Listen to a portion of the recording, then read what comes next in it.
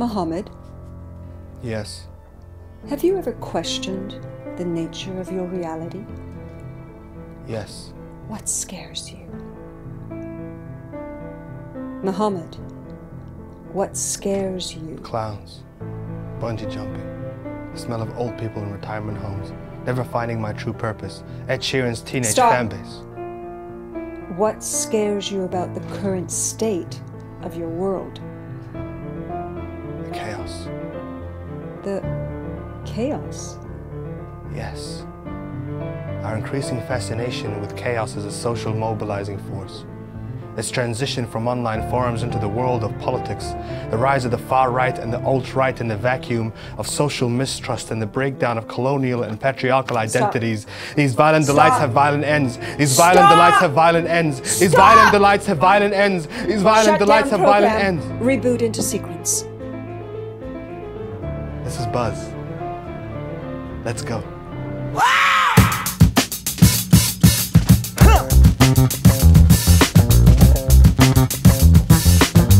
Let's talk about chaos. Are we a little obsessed with it? If you turn on the news or just scroll along your social media timeline, I mean, who turns on the news anymore? Oh God, journalism is dying. It's easy to get overwhelmed by just how manic the world seems to be right now. Oh my goodness gracious, what is my life? Everywhere you look these days is a constant reminder of how nothing is constant. The planet is dying because of our obsession with cheeseburgers and deodorant. Our water supplies are either poisoned with lead from rusty pipes, oil spills, or plastic from laundry detergents. I hate plastic. Let's not even start with whatever the hell is going on here.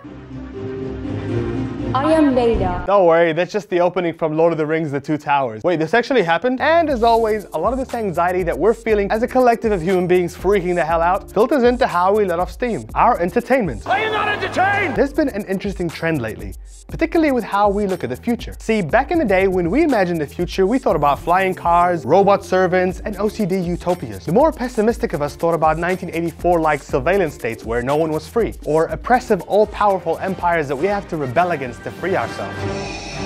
In the aftermath of World War II and the collapse of the Third Reich and then the Soviet Union, the message that we were telling ourselves is that we gotta protect our freedom against all odds. And this led to a lot of things happening in the real world. The promotion of social liberties, the civil rights movement, sexual revolution, the rise of the free market, secularism, atheism, and also a little thing called the internet, which pretty much made information freely available to nearly everybody. And these drastic changes in society altered the way that we look at the future, but also the way that we think about ourselves as a species. And nothing emphasizes the shift as much as one of my favorite TV shows, Westworld. Okay, here's the thing. There's gonna be some spoilers for the first season, so if you haven't seen it, you should go watch it and then come back. It's okay. I'll wait.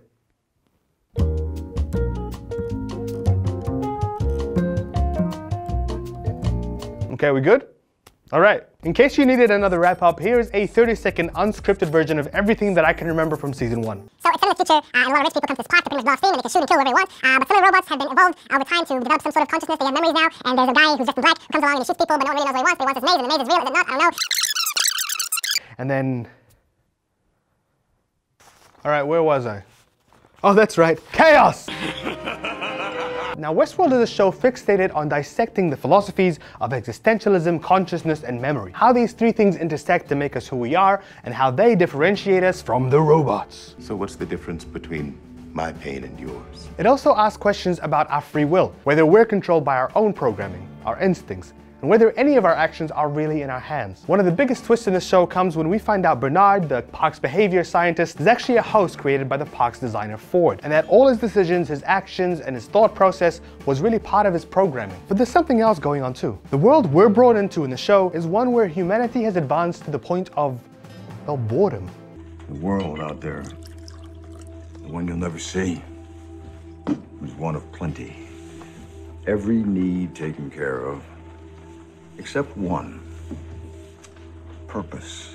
And now people yearn for the freedom of returning to a world where they can do anything. Shoot, kill, screw, live out their most depraved fantasies within the safe confines of the park. And the lawlessness of the Wild West becomes a perfect canvas for that. The park's founder and architect Ford spends the entire first season waxing lyrical about the human condition. And there's one quote in particular that caught my attention. We speak the right words, and we create life itself out of chaos. Despite the profound technological advances and the utopian comforts that is brought into people's lives, Ford sees all of this as chaos. The chaos of humanity left without purpose, who can only find themselves through Ford's theme park. And all you can kill, shoot 'em up extravaganza. Because only when allowed to shake off the social norms and comforts of the real world and submit to the freedom of our basic animalistic instincts can we truly find ourselves. How do you feel? Alive? At least that's what Ford reckons. Now this reminds me of something another self-styled philosopher said. The conservatives tend towards the hell of absolute order, and the left liberal types tend towards the hell of absolute chaos. If you don't know who this guy is, that's Canadian clinical psychologist, life coach, and least convincing Daniel Day-Lewis character, Jordan Peterson. Life is suffering, and suffering can make you resentful, murderous, and then genocidal. Why is he so upset? The other thing you gotta know about this guy is he's basically a god to the alt-right. Yeah, these guys. They're obsessed with him, and he doesn't exactly shrug them off either. Now there's so much to unpack here with Peterson that we're gonna dedicate an entire episode to just why his ideas are so dangerous and why angry white males find him so compelling. But I wanted to bring him in because he too is obsessed with chaos. The chaos he sees in a world where political correctness and identity politics have ruined everything. Sound familiar? That's because it's literally the anthem of the alt-right and the post-apocalyptic and hedonistic cyber wasteland from whence it came. No offense Reddit, I still love you. But the irony of it all is their remedy to this so-called chaos was to create a whole new world where you could say and do anything you want. That cradled in the arms of the internet, anyone could become their true selves uninhibited by social expectations and free to say any racist or sexist thing they wanted and no one would judge them for it. Does that sound a little chaotic to you? I think so. And isn't it ironic? But like all bad ideas left festering in a petri dish for way too long, eventually it comes bursting out into the real world. At the end of season 1 of Westworld, spoilers remember? That's exactly what happens. Ford's final act of revenge against the world he so despises is to force the hosts to kill him and the entire board of the park and start finding ways to escape. The promo for season 2 plays on this idea as well, promising chaos would finally take control of the park and maybe even the whole world. Now let's check back in with our friends over at Reddit. How's it going over there? Hail Trump! Hail our people! Hail victory! Oh, that's right, the world's on fire. Ever since French philosopher René Descartes coined the term cogito ergo sum, I think, therefore I am, nearly 400 years ago, and we've been trying to figure out what it means to be a thinking, feeling human being. Descartes wanted to figure out what was absolutely true, and then got stuck when he realized that apart from his own consciousness, nothing could be known for certain. So I know that I exist because I can think about stuff like chocolate fondue or Alison Brie. So that's one thing that exists. Let's see, what else? What else? Oh no. And for a long time we had other things that gave us answers. Religion, community, nationalism. They told us we were part of something bigger, that we had a purpose.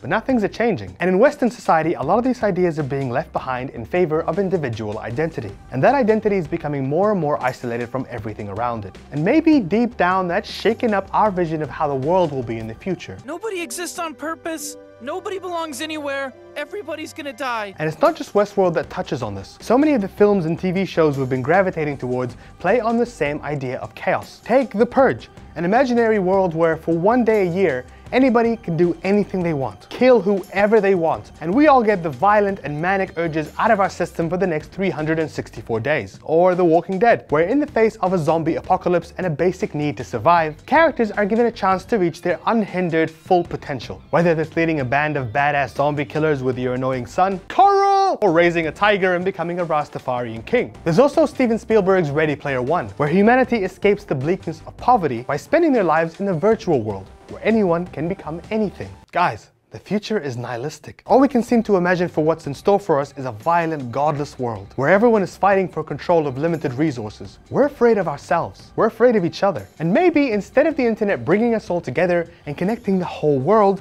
it's driven us further apart. It's made us question everything, from whether the friend requests we get are from real people, to whether the news is lying to us about major terrorist events, and ultimately questioning our own identities. If we're living in a post-truth, post-religion, fake news, conspiracy-crazed world, how do we know anything is true? If anyone is really who they say they are? If we can't trust those in power, those charged with telling us the truth about our world, the universe, and everything in between, can we even trust ourselves?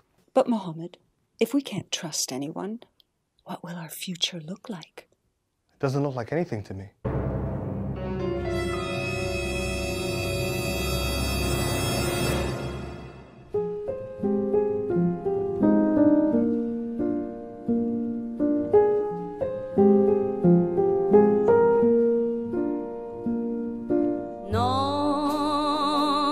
So if you're wondering why we've chosen to do this episode, basically our subs are low and we wanted to bandwagon off the season premiere.